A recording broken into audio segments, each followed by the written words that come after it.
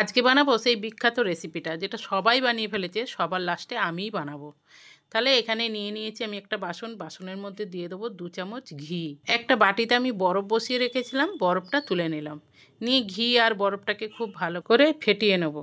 এবারে বরফের জলটা ফেলে দিলাম, আবারও হাত দিয়ে খুব ভালো করে ফেটিয়ে নিতে হবে। তারপরে দিয়ে দেবো অল্প করে এখানে ময়দা। অল্প অল্পই ময়দাটা দিতে হবে। আবারও খুব ভালো করে হাত দিয়ে যেভাবে ময়ন করি ওইভাবে ময়নটা করে নেব। দেখুন কেমন ঝুরঝুর হয়ে গেছে। এইবারে আমি দিয়ে দেবো ঠান্ডা দুধ। অল্প অল্প দুধ দিয়ে একটা ঘন ব্যাটার তৈরি করে নেব। দেখুন এইভাবে আমি ব্যাটারটা তৈরি করে নিয়েছি। দিয়ে দেবো কড়াইয়ের মধ্যে সাদা তেল। একটা স্ট্যান্ড বসিয়ে দেবো, ওই স্ট্যান্ডটার মধ্যেই সেই বিখ্যাত রেসিপিটা আমি বানাবো। এইবার একটা ছোট চামচ নিয়ে নিয়েছি, চামচের মধ্যে করে অল্প অল্প করে ওই ব্যাটারটা দিতে হবে। যেই দেয়া হয়ে যাবে এটাকে কিন্তু একদম লাল করে ভেজে তুলে নিতে হবে।